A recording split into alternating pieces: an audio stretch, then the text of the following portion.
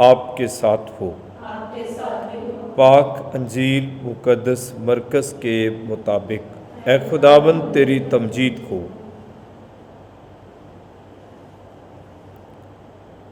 ایک دن یسوع پھر سور کے علاقے سے نکل کر سیدون کی راہ سے جلیل کی جھیل کی طرف جاتے ہوئے دیکاپولس کے علاقے کے وسط میں آیا،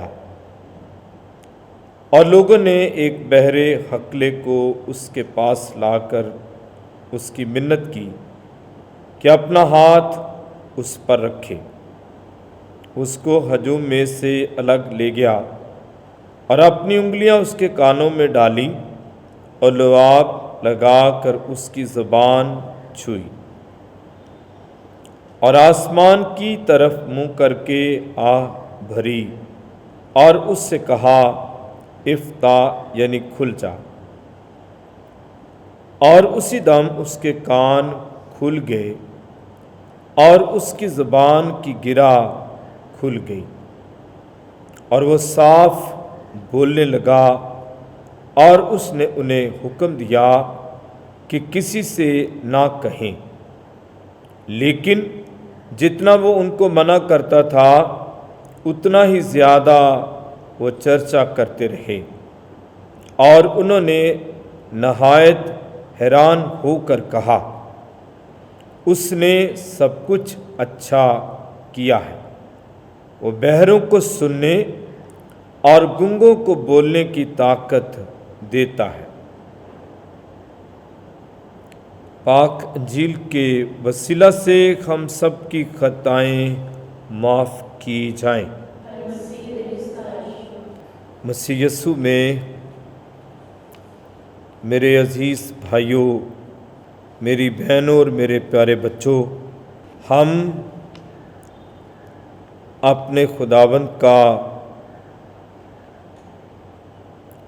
دل و جان سے شکر ادا کرتے ہیں جو ہمیں اپنی نعمتیں اور اپنی برکات نازل فرماتا ہے۔ پاکمہ کلیسیا سال کے دوران 23ویں اتوار کی عبادت کرتی ہے۔ اس پاک ماس کی قربانی میں ہم سب ایماندار مل کر زیارت مقدسہ مریم 2021 کی کامیابی کے لیے دعا کرتے ہیں۔ دعا کرتے ہیں زیارت کمیٹی کے تمام ممبران کے لیے کہ خدا سب کو ہمت دے، طاقت دے، تاکہ زیارت کے تمام بندوبست آسانی کے ساتھ کر سکے۔ دعا کرتے ہیں تمام زائرین جو ملک کے کونوں سے مریم آباد کی طرف روانہ ہوں گے کہ ماں مقدسہ مریم سب کی حفاظت کرے۔ اس سے پہلے کہ ہم آج کی تلاوتوں پہ غور و خوض کریں، میں سب کو آج کی تلاوتوں کو پڑھنے کے لیے ضرور کہوں گا کہ آپ ذاتی طور پہ آج کی تینوں تلاوتوں کو پڑھیں اور اس پہ غور و خوض ضرور کریں۔ پہلی تلاوت اور پاک انجیل میں ملتا جلتا مضمون کہ پہلی تلاوت میں اشعیاء نبی پیشن گوئی کرتے ہیں اور پاک انجیل میں خداوند یسوع مسیح عملی طور پہ معجزات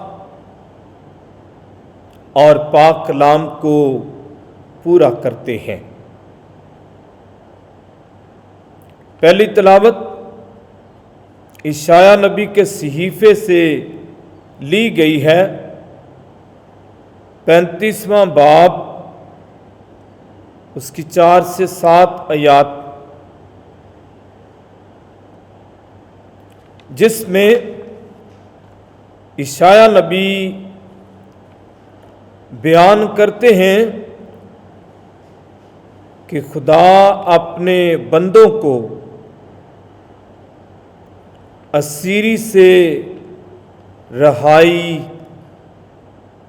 غلامی سے آزادی عطا کرتے ہیں۔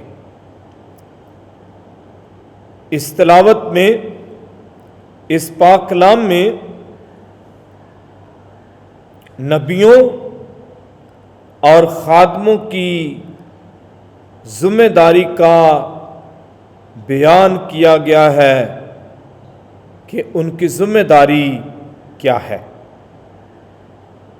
اس تلاوت میں، اس پاک کلام میں خدا کا بندہ اشعیاء نبی لوگوں کے لیے سہارا، ہمت اور دلیری کا سبب بنتے ہیں۔ اس پاک کلام میں، اس تلاوت میں بیان ہے کہ کمزور لوگوں کو طاقت ملے گی اور خوف زدہ لوگوں کو تسلی ملے گی اور ڈرے ہوئوں کو حوصلہ افزائی ہوگی۔ نجات کے لیے یقین دہانی دلائی گئی۔ پھر ان لوگوں کے لیے جن کی آنکھیں بند، جن کے کان بند،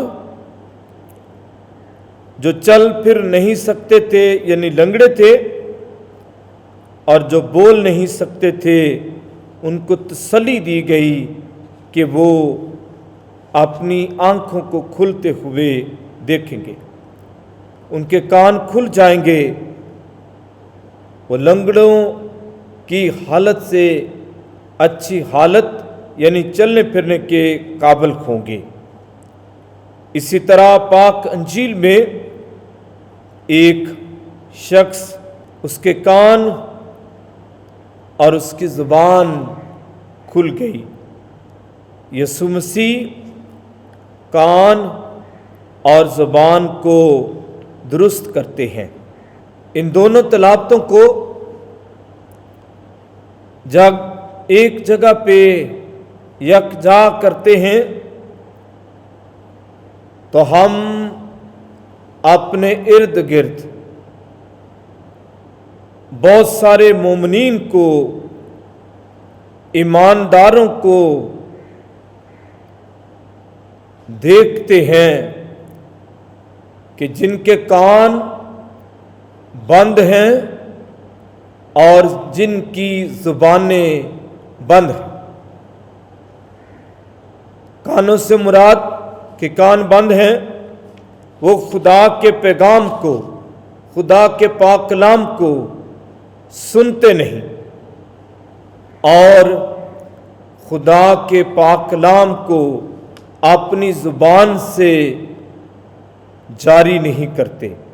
تو آج ہم اپنے تمام مومنین کے لیے، ایمانداروں کے لیے خدا سے منت کرتے ہیں کہ خدا سب کو ہمت اور طاقت دے تاکہ وہ یسوع کے سامنے اپنی منت رکھیں کہ آج ان کے کان اور ان کی زبان کھل جائے تاکہ وہ مناسب اور پورے دل و جان سے خدا کے پیغام کو سن سکیں اور خدا کے پیغام کو اپنی زبان سے ادا کر سکیں۔ تو خدا کا فضل مانگتے ہیں کہ خدا ہم سب کو فضل عنایت کرے تاکہ ہم اپنے کانوں کو کھلتے اور اپنی زبان کو کھلتے دیکھ سکیں، اور منت کرتے ہیں کہ خداوند یسوع مسیح ہمارے کانوں کو چھوئے اور ہماری زبانوں کو چھوئے اور ہم اس کی تمجید کرتے رہیں، مسیح یسوع کے نام سے آمین۔